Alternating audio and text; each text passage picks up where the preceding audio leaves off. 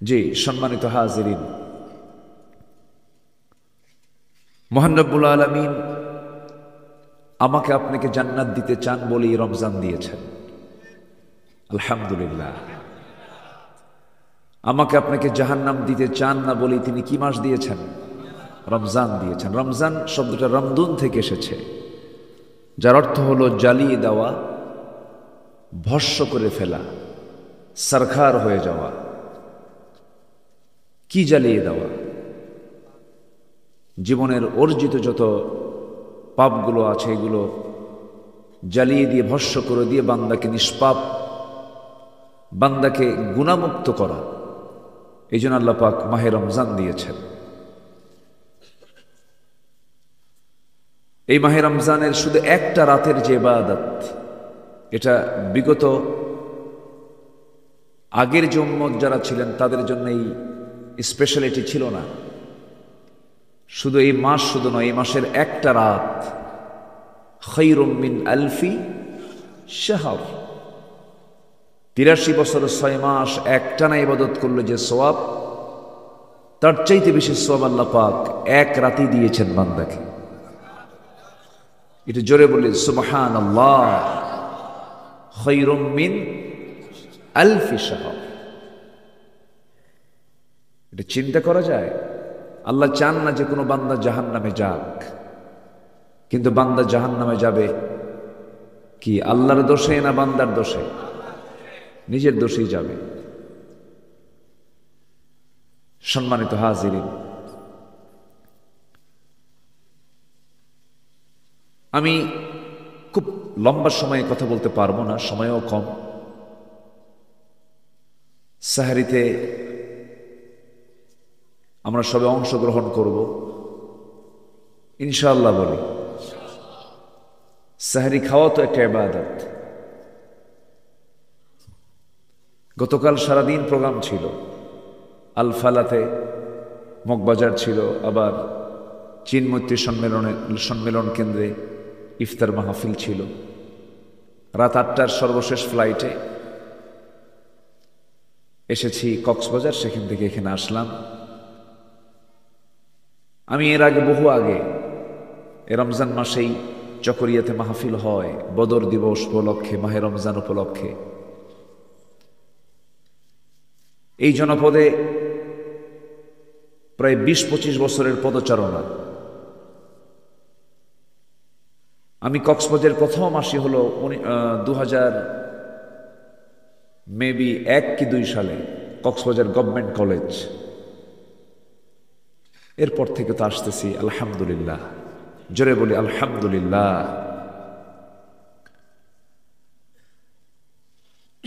আমরা নির্দিষ্ট একটা টাইম নিয়ে দুনিয়াতে এসেছি। লা ইস্তাখিরুনা সাআতাও ওয়ালা ইস্তাকদিমুন। সেই টাইমের ১ সেকেন্ড আগেও মরণ হবে না, ১ সেকেন্ড পরেও মরণ হবে না। কিন্তু মরণটা হবে কখন বান্দা কেউ জানে না। জানেন কে? আসতে বলবেন না, জানেন কে? আল্লাহ। আল্লাহর সামনে হাজিরা দিতে হবে, আল্লাহর সামনে দাঁড়াতে হবে। আমরা আল্লাহর সামনে দাঁড়াতে চাই লজ্জা নিয়ে না সম্মান নিয়ে? মানে লজ্জা নিয়ে না সম্মান নিয়ে? সম্মান নিয়ে দাঁড়ানোর জন্য আমলের পাল্লাটা হালকা দরকার না ভারী দরকার? গুনার পাল্লা বলেন হালকা। এই জন্য বলবো, কারণ বান্দার জীবনে গুনাহ হবে, বান্দার জীবনে গুনাহ হবে। আপনি যতই বলেন না কেন আমি গুনাহ করব না, ভুল করব না, কিন্তু ভুল হয়ে যায়। শুধুমাত্র সিলেক্টেড কিছু বান্দা পৃথিবীতে, যারা নবী, যারা রাসূল ছিলেন, আল্লাহ পাক তাদেরকে নিষ্পাপ মাসুম বাচ্চার মতো কবুল করে নিয়েছেন। আমার নবীর জীবনে কোনো ভুল ছিল না, কোনো গুনাহ ছিল না। কিন্তু এছাড়া পৃথিবীতে বাকি মানুষগুলোর জীবনে ভুল আছে না নাই? আছে। এই জন্য আমলের পাল্লাটা, নেক আমলের পাল্লাটা যেন ভারী হয়, এই চেষ্টা করতে হবে আমাকে আপনাকে। আল্লাহ রাব্বুল আলামিন বলেন, فأما من ثقلت موازينه فهو في عيشة راضية وأما من خفت موازينه فأمه هاوية وما أدراك ما هي نار حامية আল্লাহু আকবার। নেকের পাল্লা যদি ভারী হয়ে যায় জান্নাত বরাদ্দ হয়ে যাবে, নেকের পাল্লা যদি হালকা হয়ে যায় ফাউমুহু হাবিয়া, তার জন্য হাবিয়া বরাদ্দ হয়ে যাবে। এই জন্য নেকের পাল্লাটা ভারী করার জন্য যে সমস্ত আমলগুলো দরকারের মধ্যে এক নম্বর আমল হলো, এক নম্বর কাজ হলো হুসনে খুলক, উন্নত চরিত্র দরকার। উন্নত চরিত্র যদি এই জাতির ভিতরে তৈরি হয়ে যায়, আল্লাহ রাব্বুল আলামিন বান্দার যতগুলো নেক আমলের বদলা যত বেশি দিবেন, এর মধ্যে সবচেয়ে নেক আমলের বদলা হলো হুসনে খুলকের মধ্য দিয়া। হাসরের দিন বান্দার সেই সমস্ত আমলনামা সবচেয়ে বেশি ভারী হবে, এর মধ্যে এক নাম্বার হলো হুসনে খুলক, উন্নত চরিত্র। উন্নত মানের চরিত্র যেরকম চোখের গুনাহ, কানের গুনাহ, জিহবার গুনাহ, গোপনাঙ্গের গুনাহ, এই সমস্ত গুনাহ থেকে যে বান্দা নিজেকে পরহেজ রাখতে পারবে, সেদিন তার আমলনামা এতটাই ভারী হবে, হুসনে খুলক দিয়ে সে জান্নাতে চলে যাবে। জোরে বলি সুবহানাল্লাহ। এই জন্য উন্নত চরিত্র দরকার। উন্নত চরিত্র গঠনে জাতিকে কি শিক্ষা দেওয়া দরকার, সে আদর্শ শিক্ষার দিকে জাতিকে প্রস্তুত করা দরকার। আসিয়ার মতো ঘটনা এ তো নতুন কিছু নয়, এর আগে তনু গেল,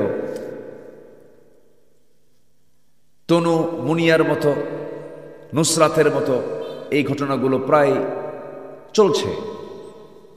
হয়তো কয়েক মাস পরে বাদী বিবাদী এর একটা আপোষনামা করে ফেলবে, আসামি বের হয়ে আসবে জামিনে। এটাই তো দেখে আসতেছি আমরা। কিন্তু এই যে ছোট্ট বাচ্চার প্রতি যে অমানবিক যে আচরণটা হলো, এই পশুত্ব যে রমজান মাসে তৈরি হলো, এর মূল কারণ হলো যে ব্যক্তিটা এই আচরণটা করেছে, আমার তো বিশ্বাস তার মধ্যে দিনের যে সঠিক জ্ঞান, এই জ্ঞানটাই তো তার মধ্যে নাই। সম্মানিত ভাইয়েরা, জ্ঞান সবার জন্য ফরজ। কোন জ্ঞান? যে জ্ঞানটা হলো ওহীর জ্ঞান। মানুষ ভালো হবে প্রশাসন দিয়ে মানুষকে ভালো করা যায় না। মানুষকে কখনো প্রেশার ক্রিয়েট করে ভালো করা যায় না। মানুষ ভালো হবে একমাত্র কার ভয়ে? আসতে বলবেন না, কার ভয়ে? আল্লাহর ভয় কার মধ্যে আসবে? যার মধ্যে আছে দ্বীনের জ্ঞান, ওহীর জ্ঞান যার মধ্যে আছে, সেই তো আল্লাহকে ভয় করতে পারে। এই জন্য আল্লাহ পাক এক জায়গায় বলছেন, বান্দাদের মধ্যে কোন শ্রেণী আল্লাহকে বেশি ভয় করে, আল্লাহ পাক নিজে বলছেন। আল্লাহ রাব্বুল আলামিন বলেন, ইন্নামা ইয়াখশাল্লাহা মিন ইবাদিহিল উলামা। বান্দার মধ্যে সেই সমস্ত বান্দাগুলো আল্লাহকে সবচাইতে বেশি ভয় করে যারা নাকি জ্ঞানী। যারা জ্ঞানী, যারা আলেম, তারাই সবচাইতে বেশি আল্লাহকে ভয় করে। জেনে ভয় করা আর না জেনে ভয় করা, আল্লাহকে জেনে মোহাব্বত করার না জেনে মোহাব্বত করার মধ্যে অবশ্যই তফাৎ আছে না নাই? আছে। এই জন্য আমরা দুনিয়ার যে কোনো কাজে, আমরা কোনো কাজের যখন উদ্যোগ নিই, আমরা কি সফলতা চাই না লস চাই? লাভ চাই না লস চাই? লাভ চাই। কেউ কি লসে যেতে চায়? ব্যবসা করতে যাবেন, আপনার চিন্তা হলো আমি কেমনে লাভবান হব।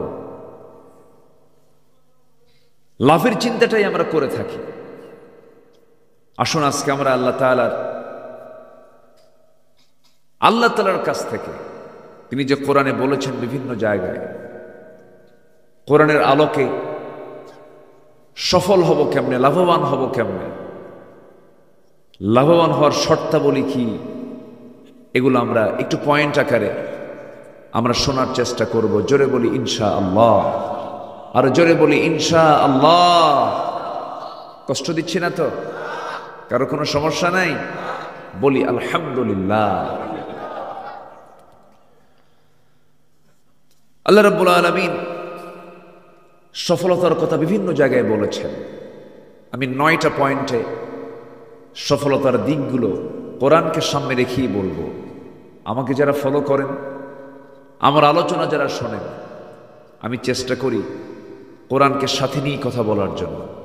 কোরআন ছাড়া বক্তৃতা আমার দেশে কিন্তু আছে। কোরআন লাগে না, হাদিসও লাগে না, আছে না? আছে। এমন টান মারে সুরের ঠেলায় জনগণও কান্দে, বক্তাও কান্দে। ওয়াজের পরে যখন বলা হয় বুঝলেন কি, কানলাম তো ঠিকই, বুঝি নাই কিছু। এরকম আছে না নাই? আচ্ছা না, আমরা কোরআনকে সামনে নিয়ে কথা বলবো। জোরে বলি ইনশাআল্লাহ। সফল হওয়ার জন্য 1 নম্বর পুঁজি হলো ঈমান আনতে হবে এবং নেক আমল করতে হবে। হয়তো বলবেন হুজুর এই কাম তো বহু আগেই করে সারছে, আমার বাপও করছে, আমিও করছি। আমার মেয়ে, আমার মার পেট থেকে আমার জন্ম হয়েছে, আমার মা মুসলিমা, আমি মুসলিম, আমার বাপ মুসলিম, আমিও মুসলিম। এরকম চিন্তা আছে। এইরকম চিন্তা যারা লালন করবেন, আসলে কি ঈমানের যে শর্ত, এটা কি এই জন্মের পরিচয় দিয়ে কি পূরণ হবে? না। আল্লাহ রাব্বুল আলামিন বলেন, ইন্নাল্লাযীনা আমানু ওয়া আমিলুস সালিহাতি লাহুম জান্নাতুন তাজরি মিন তাহতিহাল আনহার যালিকাল ফাওজুল কাবীর। জোরে বলুন আল্লাহু আকবার। সূরাতুল বুরুজ আয়াত নাম্বার 11, মহান রব্বুল আলামিন বলছেন, দুটো কাজ যারা করবে, ঈমান যারা আনবে এবং নেক আমল যারা করবে, আমলে সালেহ যারা করবে, আল্লাহ রাব্বুল আলামিন বলেন তাদের জন্য আমি আল্লাহ রাব্বুল আলামিন স্থায়ী জান্নাতের বন্দোবস্ত করব, যে জান্নাতের নিচ দিয়ে নহর প্রবাহিত। জান্নাতের মধ্যে আল্লাহ রাব্বুল আলামিন 4টা নহর রাখবেন। কয়টা নহর? 4টা নহর। মধুর নহর, দুধের নহর, পানির নহর, শরাবের নহর। যে মধুটা দুনিয়াতে আল্লাহ রাব্বুল আলামিন দিয়েছেন বান্দাকে, দুধও দিয়েছেন, পানিও দিয়েছেন, শরাব। কিন্তু দুনিয়ার কোনো মদের মতো সেই শরাব, দুনিয়ার কোনো শরাবের মতো সেই শরাব জান্নাতে দেওয়া হবে না। দুনিয়ার শরাব পান করলে পরে, মদ পান করলে পরে লিভার পচে যায়, গলে যায়। কিন্তু বান্দা জান্নাতের মধ্যে যে শরাব পান করবে, সেই শরাব পান করার সঙ্গে সঙ্গে তার জীবন এবং যৌবন শক্তি ডাবল ডাবল হয়ে যাবে। এমন শরাব আল্লাহ পাক জান্নাতে রেখে দিয়েছেন। সেই জান্নাতের শরাব পান করার জন্য দুনিয়ার পচা মদ কি ধরতে হবে না ছাড়তে হবে? ছাড়তে হবে। কিন্তু মাশাআল্লাহ আমার দেশে কিন্তু মদের ফ্যাক্টরিও আছে। আলহামদুলিল্লাহ বলবেন না? কি কইছে? আলহামদুলিল্লাহ কইছে নাকি? আচ্ছা, মদের ফ্যাক্টরি, সুদের কারবার, জেনার কারবার। রমজান মাসে আছে না নাই? চকরিয়াতে কি হোটেল খোলা থাকে? তাহলে সেখানেও কিন্তু দুপুরবেলা খায় এবং লেখা থাকে, হ্যাঁ না তা ঠিক আছে, লেখা থাকে, পর্দা দেওয়া থাকে, তার আগে লেখা থাকে রমজানের পবিত্রতা রক্ষার্থে পর্দার সহিত ভিতরে খাওয়ানোর ব্যবস্থা আছে। কি আছে না নাই বলেন তো? আচ্ছা বলুন, মাহে রমজানে হোটেল কি খোলা রাখা উচিত? না। আমার বন্ধুগণ, এগুলো নেক আমল নয়। নেক আমলের যদি ব্যাখ্যা দিতে যাই বহু সময় লেগে যাবে। নেক আমলটা হলো সমস্ত খারাপের বিপরীত যে কাজগুলো, সেটা হচ্ছে নেক আমল। কথা বলো, আল্লাহ বলেন কথা বলো, কিন্তু কোন কথা বলো? ওয়াকুলু লিন্নাসি হুসনা, সুন্দর কথা বলো। আরেক জায়গায় বলছেন ইয়া আইয়ুহাল্লাযীনা আমানু ইত্তাকুল্লাহা ওয়া কুলু কাওলান সাদীদা ইউসলিহ লাকুম আ'মালাকুম ওয়া ইয়াগফির লাকুম যুনুবাকুম ওয়া মান ইউতি'ইল্লাহা ওয়া রাসূলাহু فقد فاز فوزا عظيما। জোরে বলুন আল্লাহু আকবার। ঈমানদারেরা, তোমরা আল্লাহকে ভয় করো এবং সোজা সাপটা কথা বলো। জিহ্বাকে সুন্দর করে চালাও। এই জিহ্বাকে ইনিয়ে বিনিয়ে মিথ্যার দিকে নিয়ে যেও না, গীবতের দিকে নিয়ে যেও না। তোমার জিহ্বাকে কন্ট্রোল করো। মান আযমানু লি মা বাইনা লিহইয়াইহি ওয়া মা বাইনা রিজলাইহি আযমানু লাহুল জান্নাহ। রাসূল বলেছেন, যে বান্দা দুই চোয়ালের মধ্যস্থ বস্তু জিহ্বা এবং দুই উরুর মধ্যস্থ বস্তু গোপনাঙ্গের যে হেফাজত করতে পারবে, রাসূল বলেন আমি রাসূল নিজে তার জন্য জান্নাতের জামিন হয়ে যাব। এই অঙ্গগুলোর ট্রেনিং নেওয়ার জন্য, অঙ্গগুলোকে কন্ট্রোল করার জন্য, নিয়ন্ত্রণ করার জন্য যে ট্রেনিং এর মাস, সেই ট্রেনিং এর মাসের নাম কি বলেন? রমজান। বৈধ বউ, বৈধ স্ত্রী কাছে যাওয়া যাবে না। কি থাকলে? রোজা থাকলে। বৈধ স্ত্রী, কিন্তু আমি তার কাছে যেতে পারছি না, আমি সহবাস করতে পারছি না। কার ভয়ে? আসতে বলবেন না, কার ভয়ে? আল্লাহর ভয়ে। কথা বলতে মন চাচ্ছে, আমি তাকে গালি দেই, আনা সাইম, আমি রোজাদার, কথা বলবো না। বাজে কোনো কথা বলতে গেলে রোজা হবে না। তবে রোজার মাসে বাজে কথা বলবো না, কিন্তু অন্য মাসে বলা জায়েজ আছে, আছে নাকি? অন্য মাসে যেন না বলা হয়, তার জন্য ট্রেনিং কোন মাস? রমজান মাসে। সম্মানিত ভাইয়েরা, কিন্তু ট্রেনিং তো নেই আমরা রমজান মাসে, ভালোই, কিন্তু এই ট্রেনিং এর ফলাফল কি? ফলাফল তো কিছু পেলাম না আজ পর্যন্ত। ওজন হেরফের, মিজান ঠিক নাই, দাড়ি পাল্লা ঠিক নাই, মানুষকে ঠকাই, বনের সম্পত্তি মেরে খাওয়া, বান্দার হক নষ্ট করা, খাদ্যে ভেজাল দেওয়া, এগুলো তো মনে হয় আমার দেশে খুব নাই। মনে হয় এগুলো আছে না নাই বলেন তো? আচ্ছা, নেকামল না বদামল? এগুলো বলেন বদামল। আল্লাহ বলছেন ঈমান যারা আনবে এবং নেক আমল যারা করবে। আল্লাহ রাব্বুল আলামিন অন্য জায়গায় বলেন ওয়াল আসরি ইন্নাল ইনসানা লাফি খুসরিন ইল্লাল্লাযীনা আমানু ওয়া আমিলুস সালিহাত ওয়া তাওয়াসাউ বিল হাক্কি ওয়া তাওয়াসাউ বিস সাবর। জোরে বলি আল্লাহু আকবার। সময়ের কসম, মানুষ তো ক্ষতির মধ্যে নিমজ্জিত, তবে তারা ছাড়া যাদের মধ্যে চারটা গুণ পাওয়া যাবে তারা কখনো ক্ষতিগ্রস্ত হবে না। নাম্বার ওয়ান হলো যারা ঈমান আনবে, নেক আমল করবে, পরস্পরে হকের আদেশ দেবে, উপদেশ দেবে, ধৈর্যের যারা উপদেশ দেবে। আমার বন্ধুগণ, এই জন্য নেক আমল দরকার, মজবুত ঈমান দরকার। ঈমান এনেছি, শিরকের কোনো গন্ধ তার মধ্যে থাকা যাবে না। মহান রব্বুল আলামিন বলেন, আল্লাহ রাব্বুল আলামিন সুন্দর করে বলছেন ওয়াল্লাযীনা আমানু ওয়া লাম ইয়ালবিসু ঈমানাহুম بظلم أولئك لهم الأمن وهم মুহতাদুন। জোরে বলুন আল্লাহু আকবার।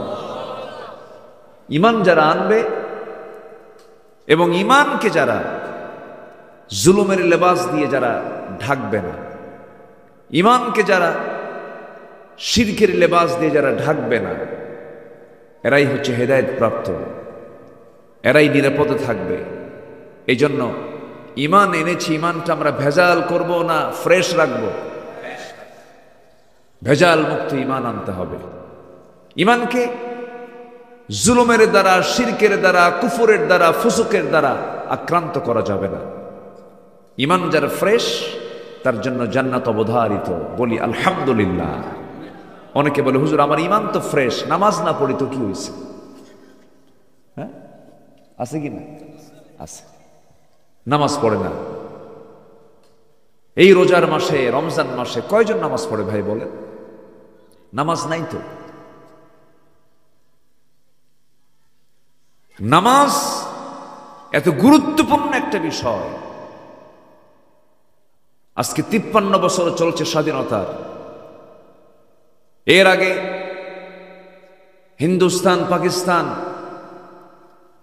পৃথক হয়ে গেল দ্বিজাতি তথ্যের ভিত্তিতে। মুসলিম এবং হিন্দু কখনো এক জাতি হতে পারে না। এই ভিত্তিতে স্বাধীনতা লাভ হলো 14 আগস্ট 1947, 15 আগস্ট 1947। এরপর আবার 71 সাল আসলো, আবার স্বাধীনতা লাভ করলো। 53 বছর চলে গেল। কত নেতা আসলো গেল, কত আইন পাশ হলো। জাতীয়ভাবে একটা জাতিকে জাহান্নাম থেকে বাঁচানোর জন্য গুরুত্বপূর্ণ একটা বিধান, যেটা আল্লাহ পাক কোরআনেও বলে দিয়েছেন। যারা ক্ষমতা পাবে, যারা রাষ্ট্র গঠন করবে, আল্লাহ পাক বলছেন তাদের জন্য আমি আল্লাহ দিলাম 4 দফা। কয় দফা বলেন? 4 দফা। অথচ আজ পর্যন্ত 4 দফার 1 নম্বর দফা হলো রাষ্ট্রের ক্ষমতা যারা পাবে তাদের 1 নম্বর কাজ হলো রাষ্ট্রীয় ক্ষমতা পেলেই তারা নামাজকে কায়েম করবে সেই সমাজে। বলুন তো, এই 53 বছরে যারা ক্ষমতার মসনদে ছিলেন তারা কি অমুসলিম না মুসলিম? বলেন মুসলিম। কিন্তু এই দীর্ঘ সময় তারা নেতৃত্ব দিয়েছেন, কিন্তু কেউ নামাজের একটা বিল সংসদে উত্থাপন করার সাহস পর্যন্ত করেননি। তাহলে যে দল, যে নেতা, যে নেতৃত্ব আপনার জাহান্নাম থেকে বাঁচার জন্য আপনার ব্যাপারে চিন্তা করবে না, সেই দল করার চিন্তাও আমাদের রাখার দরকার নাই। যিনি আমাকে জাহান্নাম থেকে বাঁচানোর জন্য চিন্তা করবেন, আমি তাকে নিয়ে চিন্তা করব। অতএব সব দল দেখা শেষ, সব সরকার দেখা শেষ। আগামী সরকার দেখতে চাই আমরা নামাজের সরকার। আগামী সরকার দেখতে চাই আমরা কোরআনের সরকার। রাজি আছেন কারা কারা? হাত উঁচু করে দেখান মুসলমান।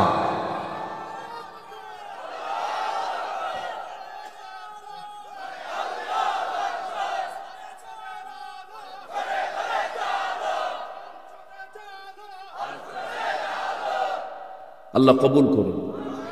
জোরে বলি আমিন, আরো জোরে আমিন।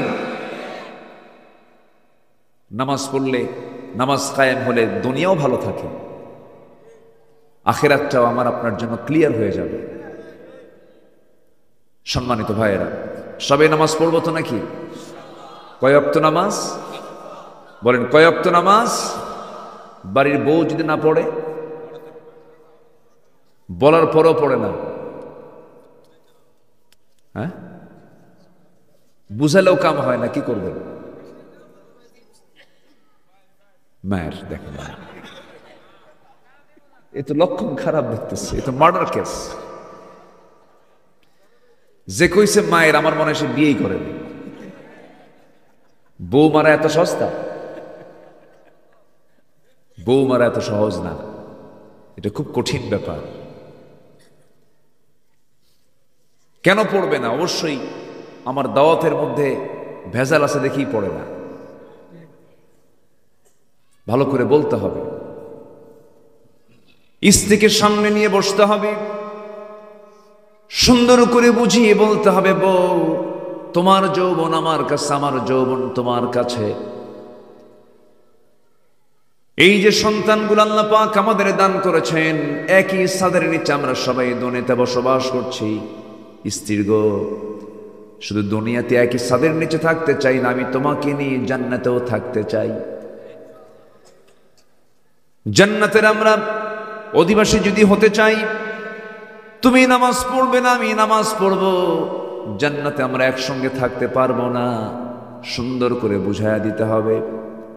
আমার নবীজির প্রথম দাওয়াত ছিল বাহিরে না ভিতরে, এবং আল্লাহ নিজেও বলছেন ওয়াজ করার জন্য। আল্লাহ পাক বলছেন, বান্দা ওয়াজ করবি কোথায়?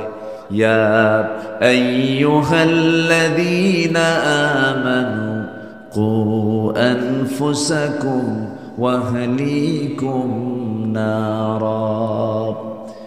ঈমানদারেরা, নিজে তুমি জাহান্নাম থেকে বাঁচো, তোমার পরিবারকে জাহান্নাম থেকে বাঁচাও। আল্লাহ পাক এই ইঙ্গিতটা বান্দাকে দিয়েছেন। এই জন্য প্রত্যেক বান্দার দায়িত্ব হলো পরিবারের সম্পর্কে তার সচেতনতার দরকার আছে না নাই? অবশ্যই আছে। সন্তানগুলোকে 10 মিনিট পর পর খেয়াল করতে হবে, বাচ্চাটা আমার গেল কোথায়, স্কুলে গেল কি গেল না, তার জন্য কত পেরেশান হলাম। কিন্তু সন্তান জীবনের শ্রেষ্ঠ ইবাদত, নামাজ পড়তেছে না, নামাজের দিকে তার কোনো খেয়াল নাই, বাপ মা এগুলো খেয়াল করে না। কিন্তু এগুলো পারিবারিক শাসনের অন্যতম গুরুত্বপূর্ণ শাসন হলো নামাজের ব্যাপারে 1 নাম্বার খেয়াল রাখতে হবে। সন্তান নামাজ পড়লো কিনা, নামাজ ভিত্তিক পরিবার গড়ে তুলতে হবে। আজান শোনার সঙ্গে সঙ্গে গোটা বাড়িতে একটা আওয়াজ শুরু হয়ে যাবে, আসসালাত আসসালাত আসসালাত আসসালাত। ছেলের দরজায় আসসালাত, মেয়ের দরজায় আসসালাত।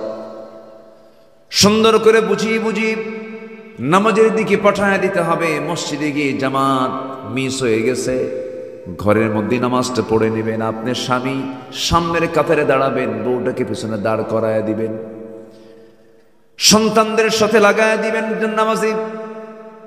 এমন করে যদি প্রত্যেকটা পরিবার যদি নামাজ কেন্দ্রিক যদি সুন্দর করে গঠন করা হতো, আল্লাহর কসম করে বলবো, নামাজ ভিত্তিক পরিবারের ভিতরে কখনো ফিতনা লাগে না, অশান্তি লাগে না। ওই পরিবারটা হয়ে যায় জান্নাতের টুকরা।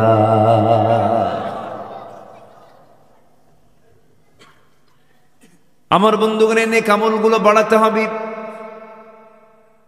নামাজের কোনো বিকল্প কোনো পথই জান্নাত পাওয়া যাবে না। কারণ আমার আল্লাহ রাব্বুল আলামিন বান্দার সেই অপকর্মে সবচেয়ে বেশি রাগান্বিত হন যখন বান্দা নামাজটা ছেড়ে দেয়।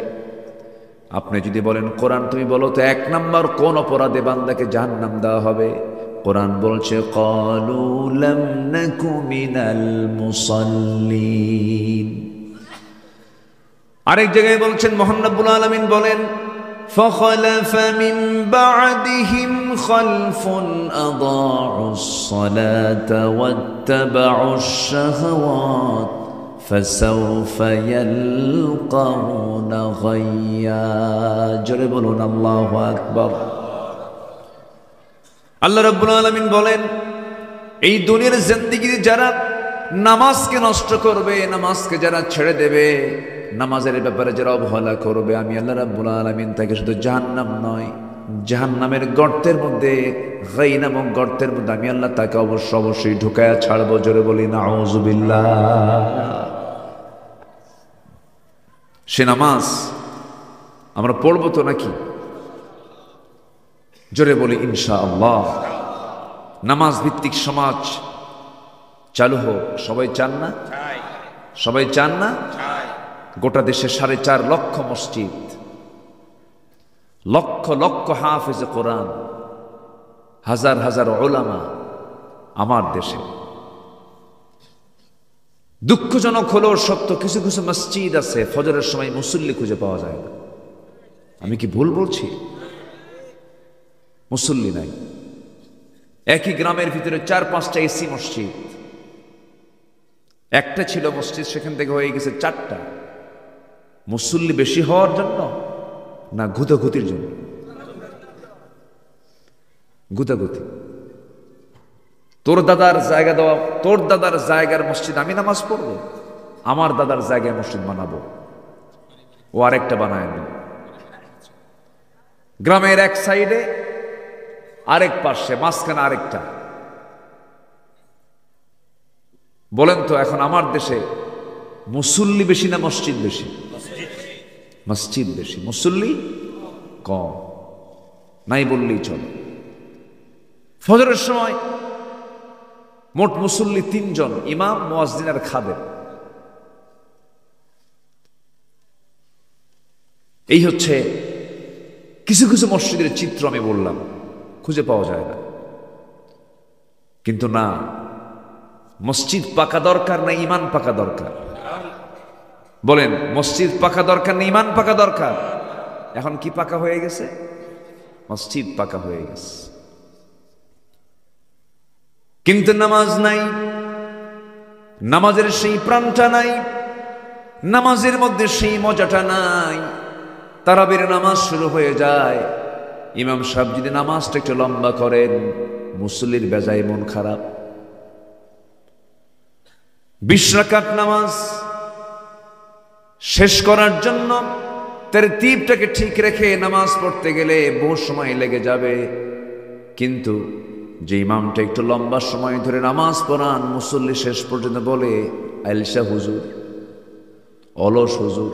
কি হুজুর? অলস। তোমরা এই হুজুরে দিছো কেন? ওই হুজুরটা কত সুন্দর, 10 রাকাত নামাজ 10 মিনিটেই শেষ। 5G গতি। কি গতি? 5G গতি। ওই হুজুরই তো ভালো ছিল। কিন্তু নামাজ যারা যত লম্বা হবে, আল্লাহর সঙ্গে তার সম্পর্ক তত গাঢ় হয়ে যাবে।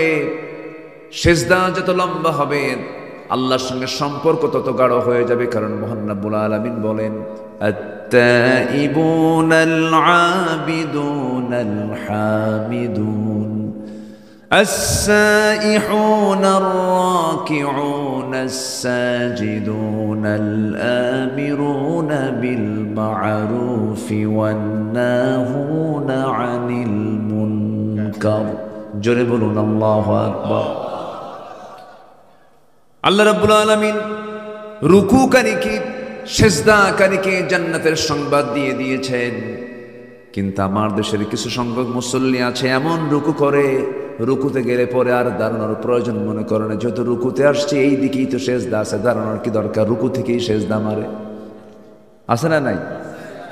রুকুর কাছেই তো সেজদা, মাঝখান দিয়ে আবার দাঁড়াবো কেন? টাইম আছে নাকি? আল্লাহু আকবার। রুকু করলো, তসবি পয়রা সামি আল্লাহু লিমান হামিদা, এরপরে দোয়া আছে না নাই? এই দোয়া প্রয়োজন মনে করে না, যেহেতু এই পাড়ায় আসছে, এই পাড়ার কাম আগে শেষ করি। রুকুর সাথেই তো সেজদা, রুকুর কাছে সেজদা না, চলে গেছে ওখান থেকেই সেজদা মারে, আর ওঠে না। সামি আল্লাহু লিমান হামিদা, রব্বানা লাকাল হামদ হামদান তাইয়িবান মুবারাকান ফীহ। একটা নির্দিষ্ট পরিমাণ মতো দাঁড়াতে হবে। তা না করে রুকু থেকে সেজদা চলে গেল, সেজদায় যাওয়ার পর ভাবে যে আরেকবার তো সেজদা দিতেই হবে, খামাখা এত সময় নষ্ট করার কি দরকার? 2 সেজদা একসঙ্গে মানে। আছে না নাই? আচ্ছা, নামাজ এটাকে বলে না। গত কয়েক বছর আগে ঠিক এই সময় 2:15 দিকে মক্কা এবং মদিনায় কিয়ামুল লাইল অনুষ্ঠিত হয়। সেই কিয়ামুল লাইলে আমি অংশগ্রহণ করলাম, নামাজে দাঁড়ালাম, নবীর কবরের পাশে নামাজে দাঁড়ায় গেলাম। 2 রাকাত নামাজ, 90 বছরের বয়স্ক একজন ইমাম নামাজ পড়াচ্ছিলেন। সেই নামাজ আমি পড়লাম, মাত্র 2 রাকাত নামাজ শেষ করতে সময় লেগেছে 39 মিনিট। কত মিনিট? 39 মিনিট। এখন বলেন, নামাজে দাঁড়ানো আগে দরকার না ধৈর্য আগে দরকার? আমার দেশের কোন ইমাম যদি তারাবির নামাজ পড়তে নিয়ে যদি ভাবেন আজকে সূরা বাকারা শেষ করব, 286 আয়াত আজকে তারাবিতে শেষ করে ফেলবো, এমন নিয়তে যদি ইমাম যদি নামাজে দাঁড়ান, নামাজও শেষ হবে, ইমামের চাকরিও শেষ হবে। কি আমি কি ভুল বলতেছি? কোন ইমাম নিয়ে আসছে তো হুশই নেই, বেহুশ ইমাম বানাবে। কি কি কি কি নাম দেবে? বেহুশ ইমাম। আসলে কি বেহুশ ইমাম না। নামাজ যারা যত লম্বা হবে আল্লাহর সঙ্গে তার সম্পর্ক তত গাঢ় হয়ে যাবে। আমার নবী যখন নামাজে দাঁড়ায় যেতেন, রুকুটা তার এত লম্বা হয়ে যেত, সেজদা তার এত লম্বা হয়ে যেত। আম্মা জান আয়েশা বলেন, রাসূল একদিন সেজদার মধ্যে চলে গেছে ঘন্টার পর ঘন্টার সময়। আমি আয়েশা রাসূলকে দেখতে পেলাম, নবীজির সেজদা থেকে মাথা উঠান না, নড়াচড়াও করেন না। বহু সময় যখন চলে গেল, আমার মনে হলো রাসূলকে মারা গেলেন নাকি। চিমটি কাটলাম রাসূলের শরীরে, যখন চিমটি কাটলাম রাসূল নড়ে উঠলেন, নামাজটা শেষ করলেন। নামাজ শেষান্তে রাসূল বলেন, আয়েশা, নামাজের ভিতরে তুমি আমার গায়ে চিমটি কাটলে কেন? কি হয়েছিল বলো? তিনি বলছেন, ইয়া রাসূলুল্লাহ, এত দীর্ঘ সময় ধরে আপনি সেজদার মধ্যে নড়াচড়া করেন না, না জেনে আপনি মরে গেলেন নাকি, এই জন্য আমি চিমটি কাটলাম। আমার নবীজির নামাজ এত লম্বা ছিল, ঘন্টার পরে ঘন্টা চলে যেত সেজদার মধ্যে, তিনি কাঁদতেন, তার চোখের পানি দিয়ে যায় নামাজ ভিজে যেত। এত কান্না তিনি কেঁদেছেন। এমন সময় চলে গেছে, ঘন্টার পর ঘন্টা চলে গেছে, মাত্র আমার নবীজির 2 রাকাত নামাজ শেষ হয়েছে।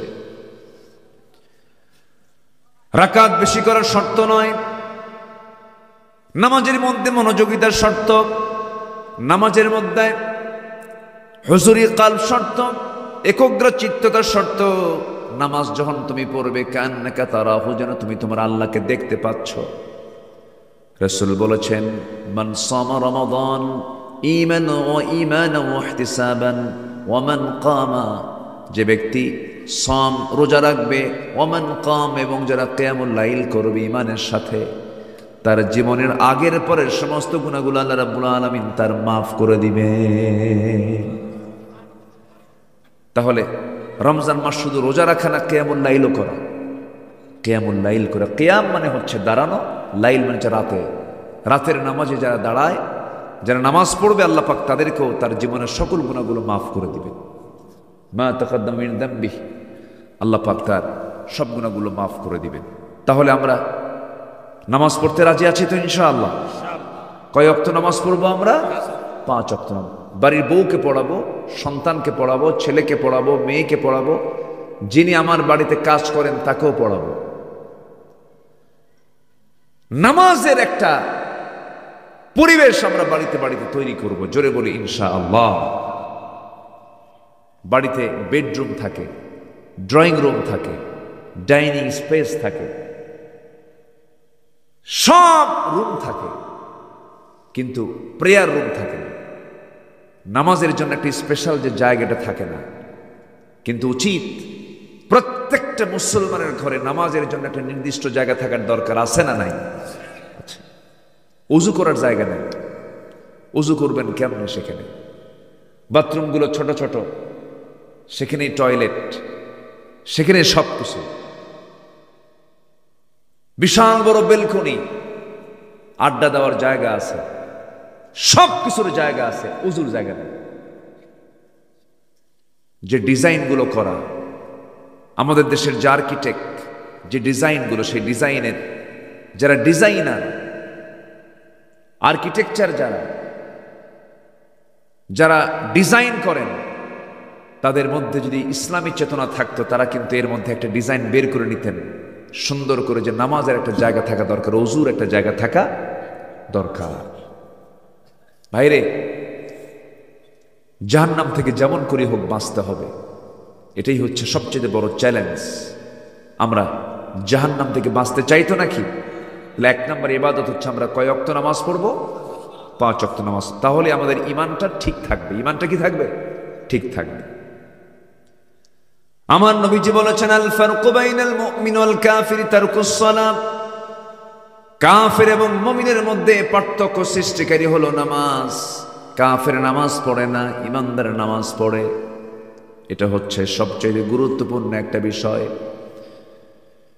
নাম্বার 2 হলো, সফল যদি হতে চাও, পরিশুদ্ধিতা অর্জন করতে হবে, তাজকিয়াতুন নাফস ভিতরে নিয়ে আসতে হবে। মহান রব্বুল আলামিন সুন্দর করে সূরাতুল আলার মধ্যে বলছেন, قد أفلح من تزكى وذكر اسم ربه فصلى بل تؤثرون الحياة الدنيا والآخرة خير وأبقى إن هذا لفي الصحف الأولى صحف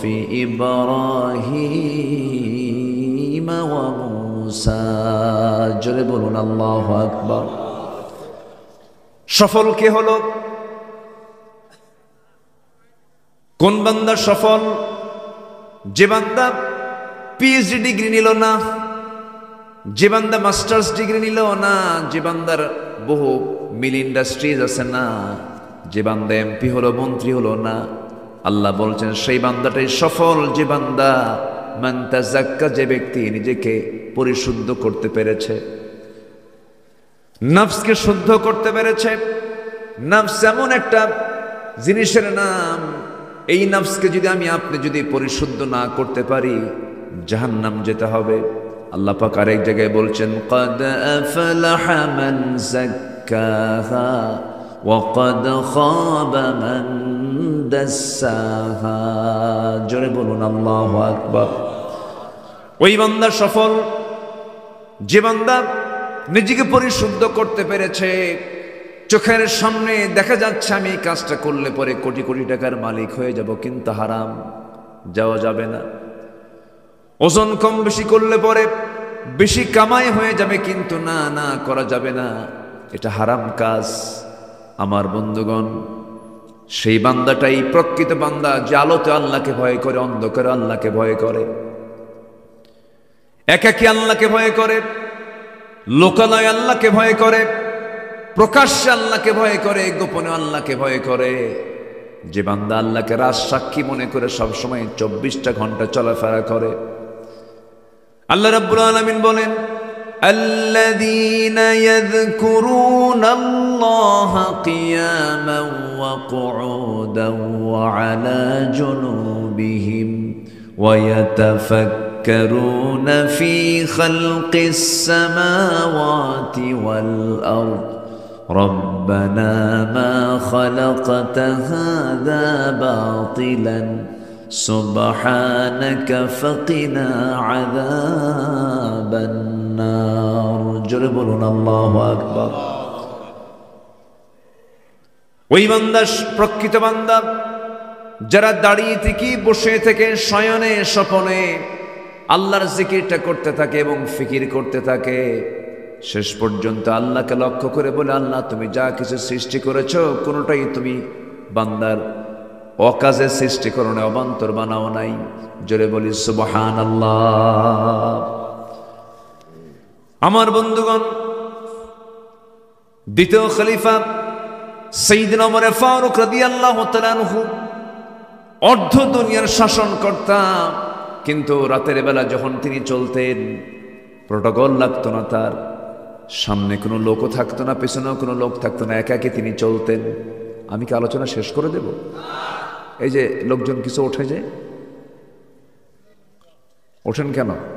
একটু দেন তো, একটু জিকির করি লা ইলাহা, আরো জোরে লা ইলাহা সুবহানাল্লাহ আলহামদুলিল্লাহ,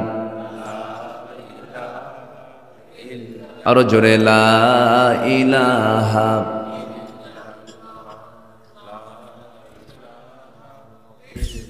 আরো জোরে লা ইলাহা,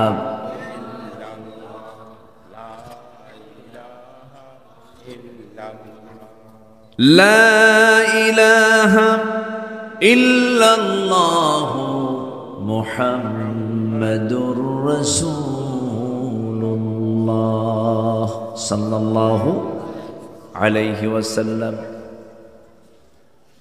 সাইয়্যিদনা ওমর ফারুক রাদিয়াল্লাহু তাআলা আনহু রাতের আধারে জনগণকে দেখতে বেরোতেন, জনগণের সমস্যাগুলো তিনি দেখার জন্য তিনি রাতের বেলাও বের হতেন। একাকী ঘর থেকে বের হলেন, বউটাকে বললেন, বউ আমার যৎকিঞ্চিত কিছু খাবার তিনি গ্রহণ করলেন। ঘর থেকে বের হয়ে একাকী চলতেছেন, তার সামনেও কেউ নাই, পিছনেও কেউ নাই, লোক লাগে না। কারণ সাইয়েদনা ওমর ফারুক রাদিয়াল্লাহু তাআলা হতে তিনি যে শাসন ক্ষমতা তিনি পরিচালনা করেছেন, তার মধ্যে যে গুণ সবচেয়ে বড় গুণ ছিল সেটা হলো কার ভয়? আসতে বলবেন না, কার ভয়? আল্লাহর ভয় যখন কোনো বান্দার মধ্যে থাকে, পৃথিবীর কোনো ভয় তাকে কখনো পরাজিত করতে পারে না। আল্লাহর ভয় থাকবে না, দুনিয়ার ভয় তার উপর জেগে বসবে। আল্লাহর ভয় থাকবে, পৃথিবীর কোনো ভয় তাকে আক্রান্ত করতে পারবে না। আল্লাহু আকবার বলেন। একাকী চলতেন, জনগণ তিনি কাউকে সাথে নিতেন না।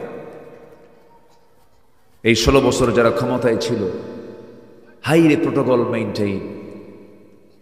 মন্ত্রী আসবেন কক্সবাজার, গোটা রাস্তায় পুলিশ আর পুলিশ দিয়ে ভরা। একা আসার কোনো ক্ষমতাই নাই, কারণ টেনশন আছে, তো ভোট তো দেয় নাই জনগণ। ফ্রি পাইলে কাবাবার সালাদ বানায়া সারবে, বুঝেন নাই? বহু কিছু করেছ ওরা, অনেক কিছু। ওইদিকে যাব না, সবাই তো দেখলেন। আল্লাহ পাক একদম প্র্যাকটিক্যাল দেখায় দিলেন যে ফেরাউনকে আল্লাহ পাক যেমন করে শেষ করে দিয়েছেন। ফেরাউন মৃত্যুর কিছু পূর্বেও জানতো না যে আমার এমন করুণ মৃত্যু হবে। নমরুদ জানতো না আমাকে এইরকম করে দুনিয়া থেকে বিদায় নিতে হবে। আল্লাহ পাক ইব্রাহিম আলাইহিস সালাতু ওয়াস সালামের বিরোধী শক্তি নমরুদকে আল্লাহ পাক বিদায় করেছেন সামান্য এক প্রতিবন্ধী মশা দিয়া। কি মশা দিয়া? প্রতিবন্ধী, অটিস্টিক। অটিস্টিক মশা দিয়ে আল্লাহ পাক নমরুদকে শেষ করে দিয়েছে। ফেরাউনকে আল্লাহ পাক দরিয়ার পানি সুবান দিয়ে শেষ করেছেন। ফেরাউন জানতো না যে আমাকে এই দরিয়ায় মরতে হবে। আমার দেশের মিনি ফেরাউন, লেডিস ফেরাউন ছিল, ঠিক কিনা বলেন? ছিল। সে ভাবছিল আমাকে কেউ নামাতে পারবে না, কারণ আমার দাদা বাবু আছে। ঠিক আছে না? আমার কে আছে? দাদা বাবু আছে। ওনার কেবলা হয়ে গেছিল হলো দিল্লি। ওনার কেবলা কি হয়েছিল? দিল্লি। দিল্লিকে কেবলা বানানোর জন্য শেষ পর্যন্ত তার সব শেষ হয়ে গেল। আমাদের কেবলা, আমাদের মূল আস্থার জায়গা কেউ না, মূল আস্থার জায়গা তিনি কে? আস্তের মূল আস্থার জায়গা তিনি কে? ওমাই ইয়াতাওয়াক্কাল আলাল্লাহ ফাহুয়া হাসবুহ। যে আল্লাহর প্রতি ভরসা করবে, আল্লাহ তার জন্য যথেষ্ট হয়ে যাবে। আল্লাহ করেন নাই? আল্লাহ করে দিয়েছে। একদম নিকটবর্তী ইতিহাস বাস্তবভাবে দেখায় দিয়েছে। কি চিত্র! সম্মানিত ভাইয়েরা, সাইয়েদনা ওমর ফারুক রাদিয়াল্লাহু তাআলা আনহু রাতের আধারে একা একা ঘুরতেছেন, জনগণকে দেখতেছেন। হঠাৎ করে এক বাড়ির সামনে গিয়ে তিনি দাঁড়ালেন। দুই মহিলার গুনগুন গুনগুন করা কথোপকথন, কনভারসেশন তিনি শুনছেন। মা তার মেয়েকে বলে, গভীর রাত হয়েছে মা, চতুর্দিকে নীরব পরিবেশ, সব ঘুমের সাগরে হাবুডুবু খাচ্ছে মা। যে দুধ দহন করেছে সন্ধ্যার সময়, এই দহন করা দুধ বিক্রি করে পরিবারের খরচ আমরা কাভার করতে পারবো না। অতএব এই দুধের মধ্যে কিছু পানি ঢুকায় দাও, পানি মিক্স করো, দুধের পরিমাণ বেশি হবে, বেশি দামে দুধ আমরা বিক্রি করতে পারবো। এই জায়গায় কেউ নাই, কেউ দেখতে পাবে না, এখানে পানি দিয়ে দাও মা। মেয়ে এবার তার মাকে বলছে, মা তুমি আমাকে যে কাজের জন্য আমাকে উৎসাহ দিতে চাচ্ছ, অন্ধকার রাত, কেউ দেখবে না, ওমরের প্রশাসন নাই। ঠিক আছে, ওমরের প্রশাসন নাই, ভালো কথা, কিন্তু মা তুমি আমাকে 1000 বার বলবে, কিন্তু আমি এই প্রস্তাব কখনো গ্রহণ করব না। কারণ আমি যদি এই দুধের মধ্যে যদি পানি মিক্স করে ফেলি, যদি মিশ্রণ করে ফেলি, কেউ না দেখলেও সবচেয়ে বড় প্রশাসন, আল্লাহর প্রশাসন, তা দেখে যাবে। আল্লাহর প্রশাসন জেনে যাবে। কোনো ক্রমে আমি কাজ করতে পারবো না। মা মেয়ের এমন কথোপকথন যখন ওমরে ফারুকের কানে চলে গেছে, কিচ্ছু বললেন না, তাদের কাউকে ডাকলেনও না। চোখের পানি মুছতে মুছতে সোজা চলে গেলেন বাড়িতে। বাড়িতে গিয়ে বউটাকে ডাক দিয়ে বলছে, বউ আমার এইদিকে আসো, শোনো, আমার বড় ছেলেকে বিয়ে দেব আমি। বহুদিন যাবৎ পাত্রী খুঁজতেছি, মেয়ে খুঁজতেছি, পাত্রী পাচ্ছি না, কিন্তু আমার স্ত্রী আজকে রাত্রিতে এমন একটা পাত্রী খুঁজে পেয়েছি, আমার মনে হয় এই জমিনে তার চাইতে উত্তম পাত্রী আমার ছেলের জন্য আর দ্বিতীয়টা পাবো না, আমার চয়েস হয়ে গেছে। সুবহানাল্লাহ বলবেন না? বউ বলছে, আমার স্বামী রাতের আধারে কোন বাড়িতে গেলেন, কাকে দেখলেন, কাকে পছন্দ করলেন আপনি, কোন বাড়িটা পছন্দ হলো? তিনি বললেন, যাও অমুক এলাকায় অমুক বাড়ি আছে, দুধ বেচে খায়, আমার বন্ধুগণ রাষ্ট্রের প্রধান, তার ছেলেকে বিয়ে করাবেন। বংশ দেখলেন না, টাকা পয়সা দেখলেন না, ঘর বাড়িও দেখলেন না, সৌন্দর্য দেখলেন না, দেখলেন হলো তাকওয়া। কি দেখেছেন? রমজানে রোজা পালন করলে ফলাফল কি হবে? কি অর্জন হবে? কি অর্জন হবে? তাকওয়া। কার ভয়? আসতে বলবেন না, কার ভয়? সারাদিন রোজা ঠিকই থাকি, চাচার বয়স ৭০ বছর, রোজা ঠিকই রাখলেন, সেহরি খেলেন, সুন্দর করে ফজরও পড়লেন, জোহরও পড়লেন, আসরও পড়লেন, মাগরিবও পড়লেন, সারাদিন কোনো কিছু নাই, সমস্যা নাই। ইফতারও করলেন, ইফতার করার সঙ্গে সঙ্গেই নামাজ শেষ হয়ে গেছে। ইফতার শেষ করে নামাজটা পড়েই চাচার মাথা খারাপ, চাচার ভালো লাগতেছে না, ৭০ বছরের বুড়া চাচা। দোকানদারের সামনে গিয়ে দাঁড়ায় দেখে চৌমাথায় গেছে চার দোকানে, এদিক সেদিক তাকায়, হাজি মানুষ সহজও করছে, যদি কেউ দেখে ফেলে কেমন হবে, ভিতরে যায় একটা কোনায় যায় বলে, বিড়ি দে। আসে না? নাই? আসে না? সারাদিন কোনো প্রবলেম ছিল না। ইফতার করার সঙ্গে সঙ্গে তার ভিতরে একটা চক্কর মারলো, মাথার মধ্যে চক্কর মারতেছে, ব্রেন কাজ করে না। টান দিলে নাকি ব্রেন ফ্রেশ হয়। টান দিলে কি কি কি ফ্রেশ হয়? ব্রেন ফ্রেশ হয়, রিফ্রেশ করে। একটা খাইলো, খাওয়ার পরে বলে, এ তো সকালটা খাইলাম, দুপুরেরটা দে। সারাদিন খায় নাই, একসঙ্গে 3টা মেরে বলে, কাজা সহ আদায় করলাম। তাহলে রোজার ফলাফল হলো বিড়ি ধরা না বিড়ি ছাড়া? বলেন বলেন। তাহলে বিড়ি খাওয়া লোকের বিড়ি ছাড়ার সময় কোন মাস? বলেন বলেন বলেন বলেন বলেন। নেশাক্রান্ত ব্যক্তির নেশা ছাড়ার মাস কোন মাস? কিন্তু কি করে সারাদিন ভালোই থাকে, সন্ধ্যার সময় যায়া এ ওয়াকামটা করে, আবার প্রশ্ন করে, হুজুর বিড়ি খাওয়া কি জায়েজ আছে? প্রশ্ন করে, বলেন তো বিড়ি খাওয়া কি জায়েজ হতে পারে? আজ থেকে বিড়ি খাওয়া কি জায়েজ হতে পারে? কেমনে জায়েজ হয়? যেটা খেলে আপনার ক্যান্সার হয়। লাঞ্চ দিয়েছেন কে? বলেন এই ফুসফুসটা দিয়েছেন কে? এই ফুসফুস ফ্রেশ, রোগমুক্ত, একদম ফ্রেশ লাঞ্চ দিয়েছেন। তুমি অক্সিজেন গ্রহণ করো, শ্বাস প্রশ্বাস নাও, বেঁচে থাকো, নিজকে ধ্বংসের দিকে ঠেলে দিও না। কিন্তু সেই বিড়ি খায়া লাঞ্চটা পচায় দিল, পচায় ফেললো কে? আল্লাহ। তো চুপ করে আছেন কেন? বান্দা নিজে করলো। তাহলে বিড়ি যে খাইছে, এই লাঞ্চটা যে নষ্ট হলো, লাঞ্চ যে নষ্ট হলো, নষ্ট হওয়ার পিছনে দোষ কার? আল্লাহর না বান্দার? বান্দার দোষ। আল্লাহ ধরে ফেলবেন, সুম্মা লাতুসআলুন্না ইয়াওমাইযিন আনিন নাঈম ওয়ালা তুলকু বিআইদিকুম ইলা তাহলুকা। নিজকে তুমি ধ্বংসের দিকে ঠেলে দিও না। আল্লাহ বান্দাকে সুস্থ রাখতে চান, এই জন্য জান্নাতের খাবারগুলো দুনিয়াতে দিয়েছেন। তবে প্রচলিত মধুর মতো মধু কিন্তু জান্নাতে দেওয়া হবে না, সে মধুর মানটা হবে ভিন্ন রকম। আমরা দুনিয়াতে যে দুধ পান করি, বিভিন্ন প্রাণীর যে দুধ পান করে, সেই দুধের মতো দুধ জান্নাতে দেওয়া হবে না। জান্নাতের দুধ পান করলে পরে কোনো পেশাব পায়খানার প্রয়োজন হবে না। জান্নাতের শরাব পান করলে পরে সেখানে কোনো পেশাব পায়খানা থাকবে না। বহুদিন পর একটা ঢেকুর মারবে, সবকিছু হজম হয়ে যাবে, সে জায়গায় কোনো ঘুমও থাকবে না, কোনো ক্লান্তি থাকবে না, বুড়া হবে না, চামড়াগুলো কুঁচকে যাবে না। কিন্তু দুনিয়ার বধু খাবেন, দুনিয়ার পানি খাবেন, দুনিয়ার দুধ খাবেন, পেশাব লাগে, পায়খানা লাগে। কিন্তু জান্নাতের খাবার খেলে পরে ওই কোনো ফাংশন আমার আপনার জীবনে আর আসবে না, কোনোদিন ঘুমটাও হবে না। জান্নাতে গিয়ে যদি ঘুমাই এটা তো লস প্রজেক্ট। জান্নাতের মধ্যে কোনো ঘুমের প্রয়োজন হবে না। আল্লাহ রাব্বুল আলামিন এমন জান্নাত দিবেন, আপনার মন যা চাবে আপনি জান্নাতের মধ্যে তাই পাবেন। জোরে কোন সুবহানাল্লাহ। পচা বিড়ি থাকবে না। কি পচা বিড়ি থাকবে না, এই খারাপ খুরাপ এগুলো কিছু থাকবে না। আমার বন্ধুগণ,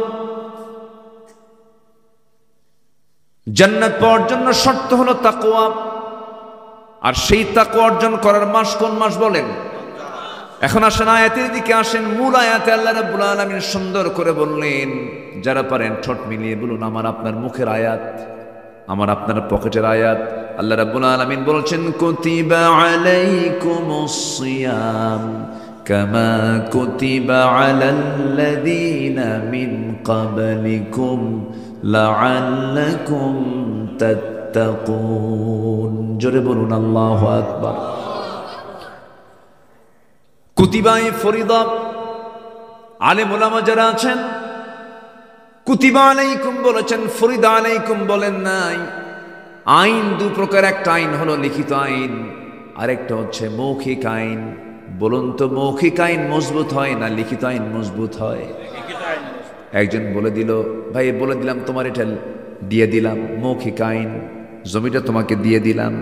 কিন্তু মুখে বলেছে সে, পরক্ষণে সে মানাও করতে পারে, কিন্তু লিখিত আকারে যদি দিয়ে দেয় এটা কি মানা করার সুযোগ আছে নাকি? আল্লাহ রাব্বুল আলামিন রোজাটার ব্যাপারে বলেছেন, লিখিত আকারে আমি চূড়ান্ত করেছি, তোমাদের জন্য ফরজ করে দিয়েছি, যা শুধু তোমার জন্য নয়, আগের লোকের জন্য আমি আল্লাহ ফরজ করেছিলাম। যেরকম মারিয়াম আলাইহিস সালাতু ওয়াস সালাম তিনি বলেছেন, ইন্নী নাদারতু লিররহমানি সাওমা। তিনি বললেন কি আমি রোজা আছি। রোজা মানে উনি কথা বলবেন না। আল্লাহ পাক ওনাকে একটা সন্তান দিয়েছিলেন, স্বামীর কোনো পরিচয় ছিল না, পিতৃহীন সন্তান আল্লাহ পাক তাকে দান করেছিলেন।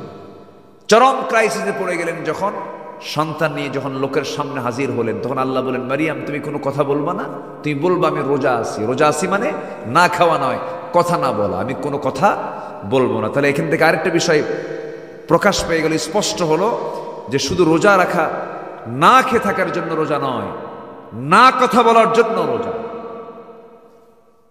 বাজে কোনো কথা যদি কেউ বলে তার রোজার হক আদায় হবে, বাজে কোনো কথাও বলা যাবে না।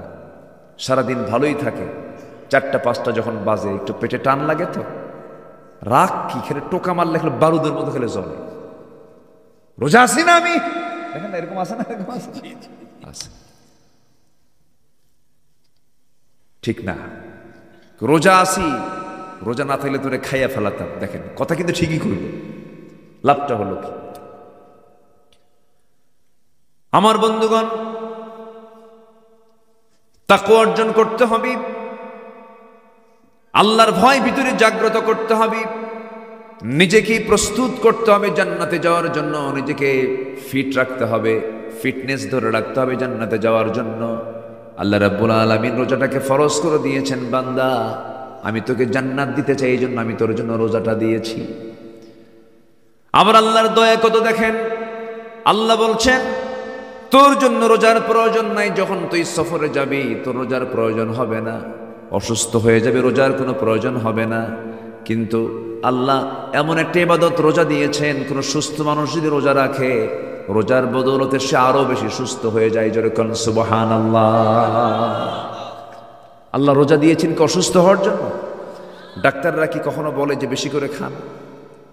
কি ডাক্তাররা বলে কম খান, পরিমিত খান, নিয়মতান্ত্রিকতা বজায় রাখেন, শৃঙ্খলপূর্ণ জীবন যাপন করেন, অনিয়মতান্ত্রিক জীবন যাপন করবেন না, অনিয়ন্ত্রিত জীবন যাপন করবেন না। রোজার মধ্যে কোনো কি অনিয়ম আছে? বলেন বিশৃঙ্খল কোনো পরিবেশ আছে? কি সুন্দর একটা টাইমিং আল্লাহ পাকের মধ্যে করে দিয়েছে। সুম্মা তিম্মুস সিয়ামা ইলাল লাইল, আল্লাহ পাক কি সুন্দর করে টাইমগুলো বেঁধে দিয়েছেন, কেমন করে রোজা রাখতে হবে। সুশৃঙ্খল জীবন গ্রহণ করার জন্য আল্লাহ পাক রমজান দিয়েছেন। আমার বন্ধুগণ, বান্দা যেন কখনো অসুস্থ না হয়, ওষুধ দিয়েছেন। এমন কোন রোগ নেই যে রোগের ঔষধ নাই।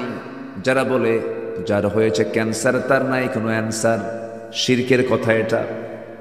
এই কথা ইমানদার কখনো বলতে পারে না, কারণ ক্যান্সার দিয়েছেন কে? আল্লাহ। অ্যান্সার আছে কার কাছে? আসতে বলবেন না, কার কাছে আছে? আল্লাহর কাছে আছে। কে বলেছে এই ক্যান্সারের ঔষধ নাই? আমার দুই চোখ সাক্ষী, নিজের চোখে দেখেছি।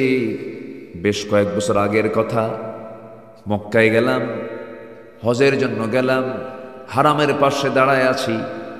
সেখানে কিছু কল আছে, ট্যাপ আছে, সেখান থেকে হাজিরা বোতলে করে গ্লাসে করে জমজমের পানি পান করেন, আবার বোতলকে ভরে নিয়ে চলে যান, হোটেলে নিয়ে চলে যান।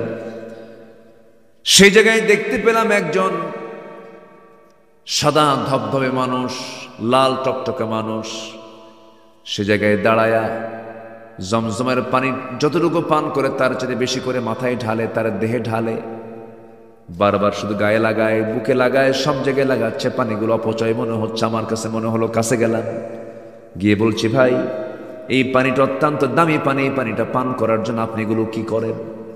মুস্কি খান হাসি মেরে বলে, হুজুর আমাকে বলতেছে, ভাইজান আমি আজ থেকে 20 দিন আগে আমি মক্কায় ইন করেছি, আমার সব চিকিৎসা শেষ, চিকিৎসার কোনো ফলাফল আমি পাইনি, আমার স্কিন ক্যান্সার হয়েছে। তা আমি মক্কায় ঢুকি, আমি জমজমটা পান করি এবং আমার গায়ে লাগাই, মাথায় দেই। 2 দিন আগে আমি চেক করে দেখি আমার স্কিন ক্যান্সার, যে কোষটা, যে জীবাণুটা টেস্টে ধরা পড়েছে, টেস্টে আমি আর কোনো ক্যান্সারের কোনো জার্ম আমি দেখতে পাচ্ছি না। বলি আলহামদুলিল্লাহ। আছে কিনা অ্যান্সার? আছে কিনা? আছে। জমজমের পানি, আজওয়া খেজুর, এবং আল্লাহ নিজে বলছেন ওয়াশরাবুম মুখতালিফুন আলওয়ানুহু। আল্লাহ রাব্বুল আলামিন বলছেন, যে ব্যক্তি এই নানা রং বেরঙ্গের এই সমস্ত শরাব যারা পান করবে, ফিহি শিফাউল লিন্নাস, আমি আল্লাহ রাব্বুল আলামিন মরা রোগ ছাড়া সমস্ত রোগের ঔষধ আমি আল্লাহ তাআলা এই পানির মধ্যে রেখে দিয়েছি। যেরকম সুবহানাল্লাহ। এলাকায় মধু হয়, থাকার তো কথা। এই তো বান্দরবন পাহাড়ি অঞ্চল, মহেশখালী না, এখানে তো পাহাড় আছে, মধু আছে না? এখানে মধু পাওয়া যায় না? আমার কিছু মধু দিয়ে দিয়েন। কেউ তো কিছু বললেন না আপনারা। জি, মধু। আল্লাহ রাব্বুল আলামিন এই মধুর ডিপার্টমেন্ট কি পৃথিবীর কোনো মানুষের দায়িত্বে দিলেন না, কারণ মানুষ তো ভেজাল করে, ওষুধের মধ্যে ভেজাল লাগাই দেয়, আছে না? সব কোম্পানির ওষুধ কি ভালো নাকি? ভেজাল আছে না নাই? কিছু ওষুধ আছে শুধু আটার ময়দা, কি আটার ময়দা আছে কি? আছে। আল্লাহ রাব্বুল আলামিন মধুর ডিপার্টমেন্টকে আল্লাহ রাব্বুল আলামিন কোনো বান্দার হাতে ন্যস্ত না করে একটা প্রাণীকে দিয়েছেন। সেই প্রাণীর নামটা কি বলেন? মাছি না মৌমাছি? শুধু মাছিকে দিলে পরে ভেজাল হয়ে যেত। দিয়েছেন কাকে? মৌমাছিকে। আমরা মাছি হব না মৌমাছি হব? মাছি ভালো জায়গায়ও পড়ে, খারাপ জায়গায়ও পড়ে। যে খাদ্য আমরা খাই সেই খাদ্য মাছি পড়ে। আমরা যে খাদ্য খেয়ে যে মল বের করে ফেলে সেই মলেও মাছি পড়ে। সে জাত অজাত বোঝে না, সব জায়গায় সে বসে যায়, মাছি রোগ ছড়ায় ফেলে। এই জন্য মাছি বান্দার জন্য কোনো কল্যাণকর নয়, কারণ মাছির কোনো জার্ম যদি মানুষের পেটের মধ্যে যায় সে ডায়রিয়া আক্রান্ত হয়ে যাবে। কিন্তু মৌমাছি খারাপ কোনো জায়গায় কখনো বসে না, কারণ মহান রব্বুল আলামিন মৌমাছিকে বলছেন ওয়া আওহা ইলান নাহলি আনিত্তাখিযি মিনাল জিবালি বুয়ুতা। জোরে বলুন আল্লাহু আকবার। আল্লাহ বলছেন মৌমাছি গাছের ডালে পাহাড়ের পদদেশে সুন্দর করে বাসা প্রস্তুত করো, মধু সংগ্রহ করো। আল্লাহু আকবার বলবেন না? তাহলে কাকে দায়িত্ব দিলেন? মৌমাছিকে। আমরা মৌমাছির চরিত্র নেব, আমরা ভালো জায়গায় শুধু থাকবো, খারাপ জায়গায় যাব না। মাছি সব জায়গায় যায়। মাছির চরিত্রের লোক আছে না নাই? মাহফিলও যায়, যাত্রাতেও যায়, আছে না নাই? নামাজও পড়ে, মদও খায়, কি আছে না নাই?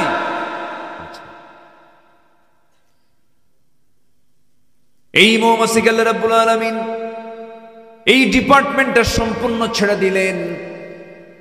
এই ডিপার্টমেন্ট মৌমাছি তুমি দেখবে, সুন্দর করে তাকে দায়িত্ব দিলেন কি সুন্দর করে বাসা প্রস্তুত করে। কিয়ামত পর্যন্ত বান্দা যদি চেষ্টা করে একটা মৌচাক, বান্দা কখনো বানাতে পারবে না। এই মৌচাকের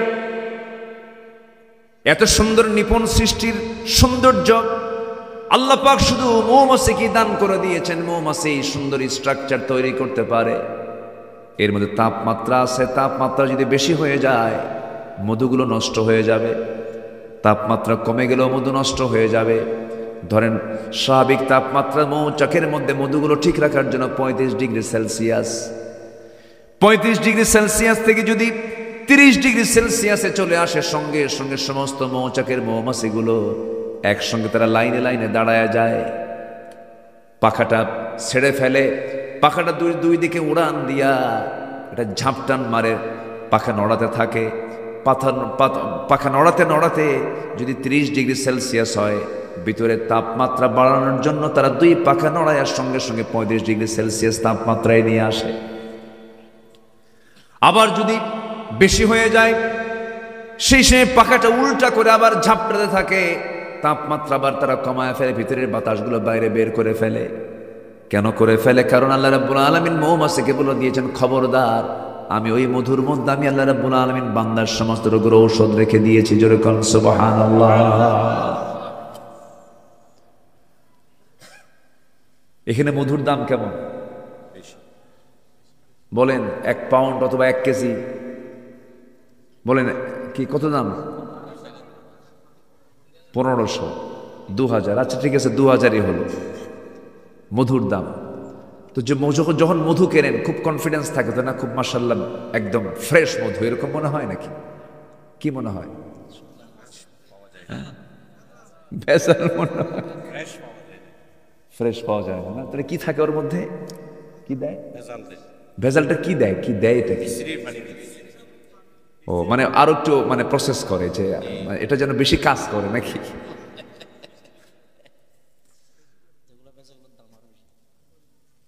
যেগুলো ভেজাল সেগুলোর দাম আরো বেশি। মাশাআল্লাহ। সম্মানিত ভাইয়েরা, 1 পাউন্ড মধু তৈরি করতে 1 পাউন্ড 550 মৌমাছিকে 20 লক্ষ ফুলে তাকে যেতে হয়। 20 লক্ষ ফুলের কাছে 550 মৌমাছিকে 20 লক্ষ ফুলের কাছে যেতে হয়, এরপরে তৈরি হয় 1 পাউন্ড মধু। 14.5 লক্ষ কিলোমিটার পথ পাড়ি দিলে পরে 1 পাউন্ড মধু তৈরি হয়। এখন বলুন, পৃথিবীর কোনো মানুষ কি মূল্য দিয়ে মধুর দাম দিতে পারবে? বলেন বলেন, দিতে পারবে? এই যে মৌমাছিকে আল্লাহ পাক পরিশ্রম করা নিয়েছেন, 14.5 লক্ষ কিলোমিটার মানে কি গোটা পৃথিবীকে 3 বার ঘোরা সম্ভব। আর সেই আল্লাহর দেওয়া নিয়ামত মৌমাছি মধুগুলো সংগ্রহ করেছে, তাও কেমন করে? ইয়াখরুজু মিন বুতুনিহা, সে কি করে? ওই মধুগুলো যখন ফুল থেকে নিয়ে আসে রসগুলো, সে কিন্তু মুখে নিয়ে আসে না, এটাকে পেটের মধ্যে তোলে। পেটের মধ্যে ডিপার্টমেন্ট দুইটা, একটা হচ্ছে স্টমাক, তার ক্ষুধা নিবারণ করার জন্য একটা স্টমাক তো আছে, এটা আরেকটা হচ্ছে হানি স্টমাক, মধু রাখার জন্য একটা স্টমাক আল্লাহ পাক রেখে দিয়েছেন, পরিপাক যন্ত্র রেখে দিয়েছেন। সেই স্টমাক, মধু স্টমাক যেটা হানি স্টমাকে মধুগুলো সংরক্ষণ করে সেখান থেকে নিয়ে এসে ওখান থেকে ইয়াখরুজু মিন বুতুনিহা, তার পেট থেকে বের করে দেয়, মৌচাকের মধ্যে রাখে। সুবহানাল্লাহ বলবেন না? তাহলে আল্লাহ পাক এই ওষুধকে প্রস্তুত করার জন্য কার পেট বেছে নিয়েছেন? বলেন কার পেট? মৌমাছির পেট কি প্রসেস করে বের করলেন এবং বলে দিলেন ফিহি শিফাউল লিন্নাস, সমস্ত মানুষের জন্য সকল রোগের ঔষধ। যেরকম সুবহানাল্লাহ। ডায়াবেটিসের রোগী চা খেতে মন চায়, চিনি দিয়ে খেতে পারে না, একদম চিনি দিলি, এক চামচ দিলি একদম একসঙ্গে 7-8 পয়েন্ট বেড়ে যায়, কিন্তু মধু দিয়ে খেলে পরে বাড়ে না। সুবহানাল্লাহ বলবেন না? যেরকম সুবহানাল্লাহ। আল্লাহ পাক এর মধ্যে কি দিয়েছেন, বাড়ে কিন্তু সেই পরিমাণ বাড়ে না। প্রত্যেকটা খাদ্যই তো সুগার থাকে, কিন্তু আল্লাহ পাক এটাকে প্রসেস করে দিয়েছেন মৌমাছির দ্বারা। তো সেই মধু থেকে যদি বান্দা যদি নিয়ামত পেতে চায়, এটাকে ভেজাল করা যাবে? সেই মধুর ভিতরে যদি কেউ ভেজাল করে, আমি তো মনে করি তার ফাঁসি একবার না বারবার হওয়া দরকার, মেরে ফেলে আবার তাজা করা দরকার। তাজা তার দুনিয়াতে হবে না, আবার মারা দরকার। কারণ এটা ছোটখাটো অপরাধ নয়। যারা এই সমস্ত মেডিসিনের ভিতরে, ওষুধের ভিতরে, খাদ্যের ভিতরে যারা ভেজাল করে, তাদেরকে ফাঁসি দেওয়া দরকার। এটা বিশাল বড় অপরাধ, কিন্তু আমার দেশে এগুলো নাই তো। রমজান মাসে কি আছে না বন্ধ হয়েছে? রমজান মাসে আছে না বন্ধ? কি আচ্ছা, সম্মানিত ভাইয়েরা, এগুলো নফসের শুদ্ধতা নয়, আমরা পরিশুদ্ধ হব। জোরে বলি ইনশাআল্লাহ। ওয়াজ কি একদিনে শেষ হয়? বহু কথা একদম ফজর পর্যন্ত চালাই নাকি? সেহরি করবেন না, খালি ইনশাল্লাহ কইছে। দেখেন, সেহরি খাবেন না, সেহরি করবেন না আপনারা? তাহলে সময় তো নাই, আমাকে শেষ করতে হবে আস্তে আস্তে। আমি শেষের দিকে যাচ্ছি। নাম্বার 3 হলো সত্যবাদী হওয়া। কি হওয়া বলেন তো? সত্যবাদী হওয়া। আমরা সত্যবাদী হব, জোরে বলি ইনশাআল্লাহ। এই দেশের প্রচলিত রাজনীতিবিদদের মূল ওদের পুঁজি হলো মিথ্যার আশ্রয় নেওয়া। কিসের আশ্রয় নেওয়া বলেন তো? মিথ্যার আশ্রয় নেওয়া। বসেন, এই যে বইয়ন, ঠিক আছে না? বইয়ন বলেন না, কি বলেন? বইয়ন, হ্যাঁ, একে বইয়ন, হ্যাঁ, বসুন। নাম্বার 3 হলো সত্যবাদী হওয়া। আমার কি হব বলেন তো? সত্যবাদী। এই পৃথিবীতে সত্যবাদী মানুষ একজন ছিলেন, তিনি হচ্ছেন মুহাম্মদ সাল্লাল্লাহু আলাইহি ওয়াসাল্লাম, যার জীবনে একটা মিথ্যা কথা ছিল না, যিনি কখনো মিথ্যা কথা বলেন না। আমরা তার উম্মত, আমরা মিথ্যা কথা বলবো? নাম্বার 3 হলো তাকওয়া অর্জন করা। যে তাকওয়া নিয়ে কিছুক্ষণ আগে আমি কথা বললাম, আল্লাহ রাব্বুল আলামিন বলেন, মাইয়ুতিইল্লাহা ওয়া রাসূলাহু ওয়া ইয়াখশাল্লাহা ওয়া ইয়াত্তাকিহি ফাউলাইকা হুমুল ফাইজুন। জোরে বলুন আল্লাহু আকবার। যারা তাকওয়া অবলম্বন করবে, আল্লাহকে যারা ভয় করবে, তারাই সফল হয়ে যাবে। আমি যতগুলো আয়াত বলতেছি, প্রত্যেকটা আয়াতের মধ্যে আপনি মুফলিহুন পাবেন বা ফাইজুন পাবেন। আল্লাহ রাব্বুল আলামিন নাম্বার 5 বলছেন, যারা ধৈর্যশীল হবে তাদেরকে আল্লাহ পাক সফলতার কথা বলে, তারা সফল হবে। আল্লাহ রাব্বুল আলামিন বলছেন, কি সুন্দর করে বলছেন, ইন্নী জাযাইতুহুমুল ইয়াওমা বিমা সাবারু আন্নাহুম হুমুল ফাইজুন। জোরে বলুন আল্লাহু আকবার। নাম্বার 6 হলো, যারা আল্লাহ এবং তার রাসূলের যারা আনুগত্য করবে তারা সফল হবে। ওয়া মান ইউতিইল্লাহা ওয়া রাসূলাহু ফাকাদ ফাযা ফাওজান আযীমা। নাম্বার 7 হলো, সৎ কাজের যারা আদেশ দেবে, সৎ কাজের যারা বাধা দেবে, তারা সফল হবে। ওয়ালতাকুম মিনকুম উম্মাতুন ইয়াদউনা ইলাল খায়রি ওয়া ইয়া'মুরুনা বিল মা'রুফি ওয়া ইয়ানহাউনা আনিল মুনকার ওয়া উলাইকা হুমুল মুফলিহুন। জোরে বলুন আল্লাহু আকবার। নাম্বার 8 হলো, তওবা যারা করবে তারা সফল হয়ে যাবে। তুবু ইলাল্লাহি জামিআন আইয়ুহাল মুমিনুনা লাআল্লাকুম তুফলিহুন। জোরে বলুন আল্লাহু আকবার। নাম্বার 9 হলো, প্রকৃত যারা মুমিন হবে তারা সফল হয়ে যাবে। যারা পারেন ঠোঁট মিলিয়ে আমার সঙ্গে বলুন, ক্বাদ আফলাহাল মুমিনুন আল্লাযীনা হুম ফী সালাতিহিম খাশিউন والذين هم عن اللغو معرضون والذين هم للزকাতি ফাইলুন। ওই সমস্ত বান্দাগুলো সফল যারা মুমিন হবে, যারা ভালো করে ঈমান যারা আনবে, যারা নামাজটাকে সুন্দর করে রেগুলার করবে, যারা বাজে কথা পরিহার করবে, যাকাত যারা ঠিকমতো আদায় করবে, লজ্জাস্থানের যারা হেফাজত করবে, আমানত যারা ঠিক রাখবে, ওয়াদা যারা ঠিক রাখবে, নামাজের ক্ষেত্রে যারা যত্নশীল হবে, আল্লাহ বলছেন এই সমস্ত বান্দার জন্য আমি আল্লাহ জান্নাতুল ফেরদাউস বরাদ্দ করেছি। জোরে বলি সুবহানাল্লাহ। আল্লাহ কবুল করুন, জোরে বলি আমিন। আমি কথা আর বাড়াবো না, যতটুকু হয়েছে আমরা বলে ফেলি আলহামদুলিল্লাহ। জোরে বলি আলহামদুলিল্লাহ। কারণ বেশিক্ষণ গেলে আবার এই তো ডাকাডাকি শুরু হয়ে গেছে না। জি, যে যেখানে আছেন বসে পড়ুন, আমরা আল্লাহর কাছে চাবো। আমরা কার কাছে চাবো বলেন তো? আল্লাহর কাছে চাবো। জি, আপনি দোয়া করে দেন, আমি দোয়া করব।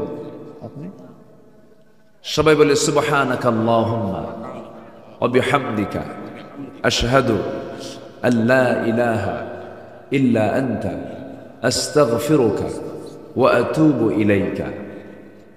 চিৎকার মেরে বলি ইয়া আল্লাহ, আমার জীবনে সগীরা কবীরা, ছোট বড় সব গুনাহ